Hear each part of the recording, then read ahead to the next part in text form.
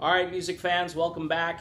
It's Dave, the Real Music Observer, observing real music in real time for real people, just like you right there, and yours truly right here.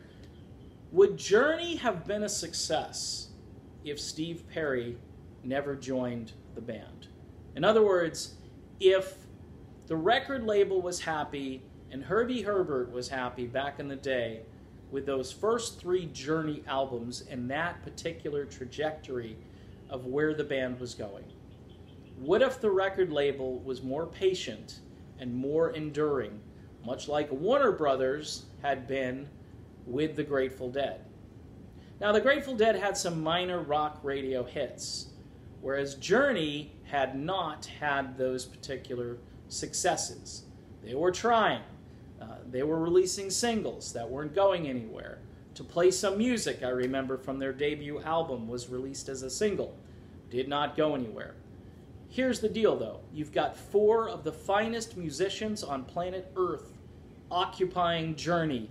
And that name, I think, is a great name for the band. I think they should have adopted maybe some cool marketing instead of putting these guys on the album cover. Not that they weren't, decent looking guys, but the point is, I think you brand it. Later on, you had that Journey logo, that cherub that shows up, Infinity, Evolution, Departure. That stuff, even though it was associated with Perry and the success the band had, I think if you had adopted that sooner and kept the band as it were, you would eventually see huge success. It would have been kind of like building, it's kind of like what they call network marketing. The Grateful Dead successfully did it, and there are bands touring the States that you've probably never heard of that play jam band style music, a band I spoke about last summer. I was completely blown away by the music and the catalog they have. It's a group called Widespread Panic. Okay?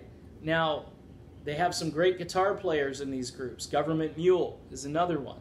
Obviously, the Grateful Dead had Jerry, and they got John Mayer out there with them now. Pretty amazing stuff that John Mayer dropped his career to go out and tour with the Dead. And I think, honestly, if you look at the players and how they enjoy playing music, Ainsley was always this experimental drummer. He was more of a lead drummer, like a Keith Moon character, and he played just his own thing. He did his own thing. He brought in things and he experimented and changed things up. Now, if you're looking for a straight-up timekeeper, Steve Smith, obviously, is your guy. And things changed a lot when Perry showed up. I mean, the band went from being a jam band to being a crooning rock band, and their audience completely changed. Here's the deal.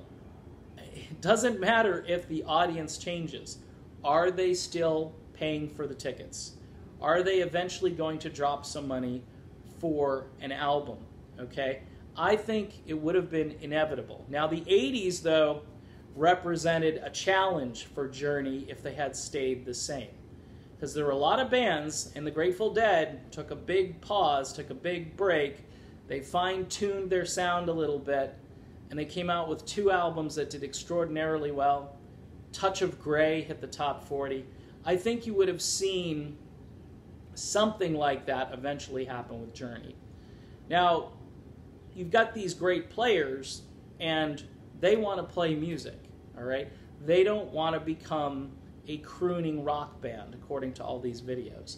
And I think if you didn't have Herbie being pressured by the label, if you had a more patient operation, these 4 men who were in this band would have eventually hit, pay dirt. They would have just made it big, especially if they had longevity.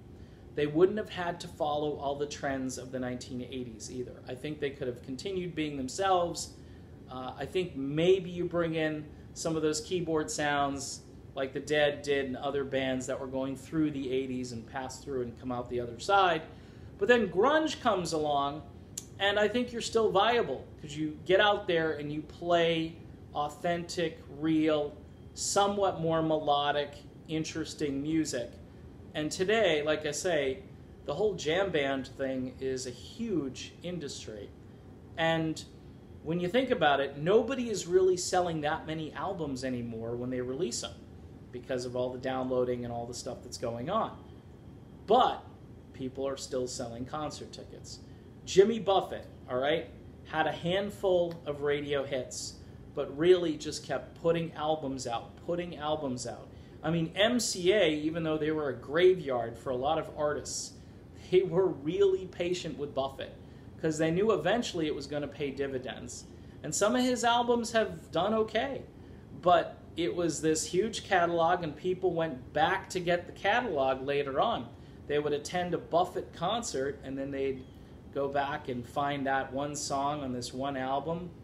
People had the money, so why not just buy the entire box set? You know, it's like Boats and something. I mean, there's this huge box set I remember of Buffett tunes that came out in probably the late 80s or early 90s, and everybody was scooping it up. That's when I was working in the retail record sales business as one of my side jobs, and Buffett was going insane, okay? And yeah, he had Margaritaville, and he had some other songs, Volcano and so forth, but I mean, you can't live off of one song. And he didn't. He entertained well, his band was loved, and he was a great live performer. And that's what really drove his success. I think Journey would have done the same thing. I think Greg Raleigh, Neil Schon, Ross Valory, and Ainsley Dunbar were four of the finest musicians on planet Earth. In fact, they still are today. And yes, things have changed radically. You can thank Herbie Herbert, Steve Perry, and Columbia Records, who did not want to wait. They wanted a hit machine band, and they eventually got one, which I guess for a different kind of fan, that's the best news they could ever have. But for the original fans of the jam band Journey, not so much. Anyway, just thought I'd throw that out there, food for thought. I'm Dave, and I'll be back with more real music talk real soon, and I'll see you then.